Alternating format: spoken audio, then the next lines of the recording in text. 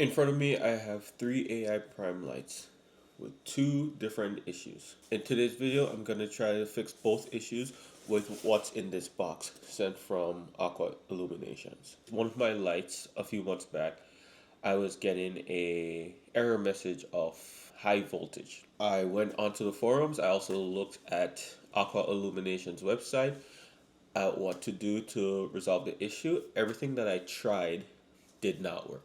Today I'm using my trusty electric screwdriver that I got from Temu. I mean Temu. You undo the four screws that are supposed to be there. You can see this portion of the light. There is the power cable that's plugged in right there. I like to just take this is from my phone repair kit. And so I like to just take these off, get it out of the way. Simple, because now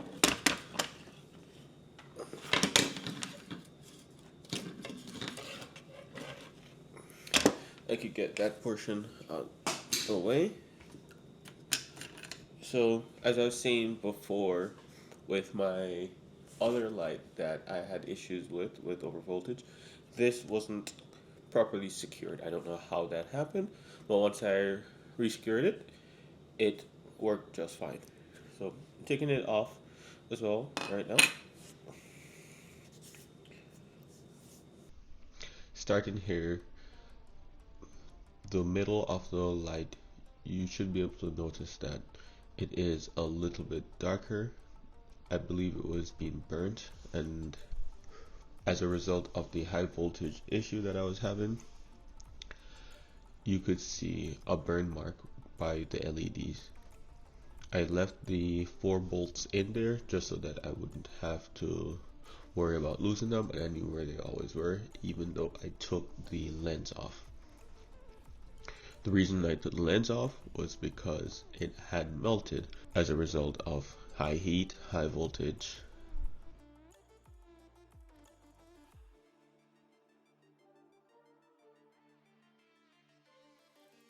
With my handy dandy screwdriver, I was just finding the right size. Once I located the right size, I went ahead and undid all of the 4 bolts just to release the board from the rest of the housing.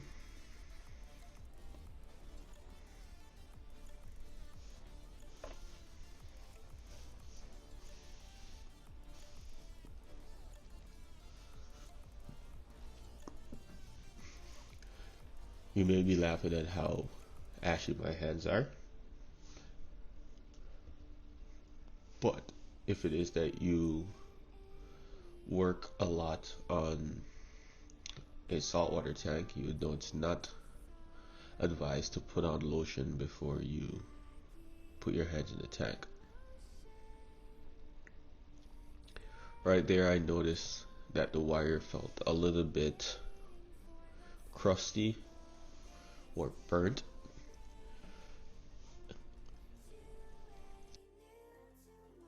Right here, I'm proceeding to take off the fan. It's held in by 3 bolts.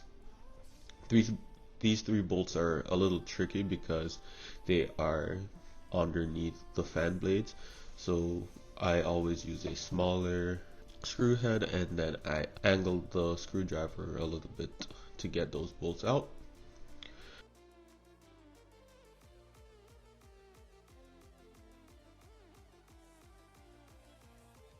On the left is the replacement fan from AI. You notice the wires are a little bit shorter. That works out better because when you're reassembling it, when you have the original wires, it's way more wire than you need, and it just gets in the way.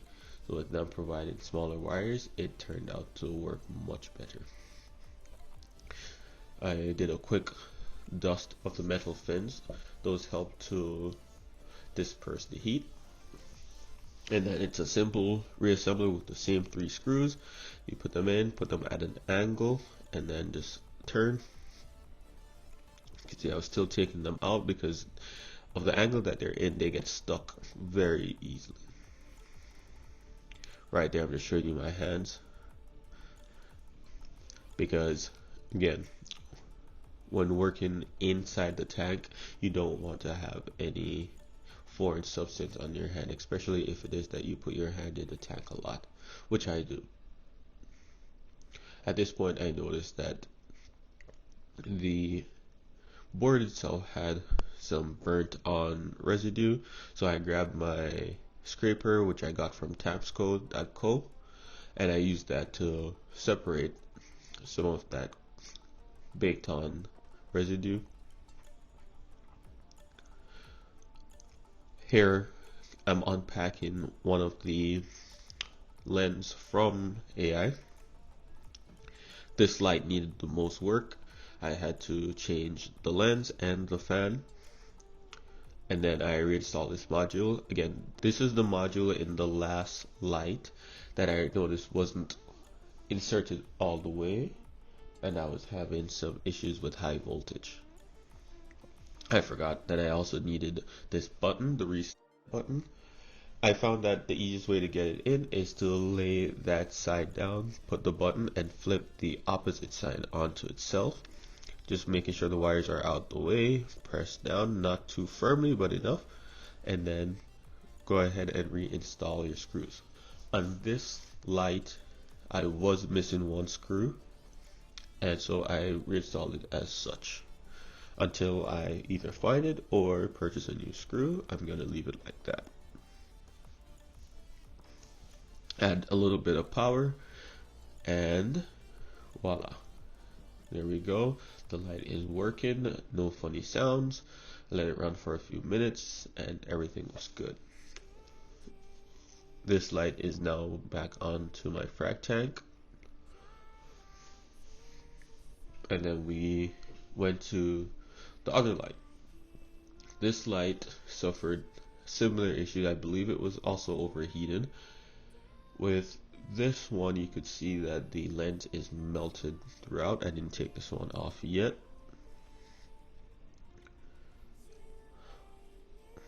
With this one, the light hasn't burned through the board itself as much as the other, which I'll show you in a bit, the difference.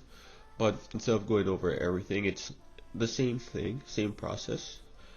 This one, I'm just replacing the lens. What I do is I put in 2 screws first, just to make sure that everything lines up. Take them out, then you put in the lens, tighten that up. This didn't need as much cleaning, but I still went ahead and, just being that it's already open, why not just clean it at the same time? So I undid everything, cleaned it. It wasn't as dusty as the other one, but it was dirtier than I had expected. So after sending a quick text message, I went back to it. Then instead of going in depth on this one, you've seen it from the previous slide how to take it apart. I just went ahead, brushed out with my toothbrush, not the one that I'm actively using, but my cleaning toothbrush. Right here you could see the difference. The one on the left was the one that was recently opened, the one on the right was the one I did before. You could see how much more burnt that one is. The last light itself, the last light only needed some cleaning. It worked just fine. It was just very dirty. So I went ahead, same process, disassembled the light, cleaned all the components, and then reassembled it. That's it for today. If you guys enjoy this type of content, let me know in the comments below. If there is anything that you are having issues servicing, feel free to let me know, and I'll go ahead and make a video on how I service that. Until next time, keep reefing.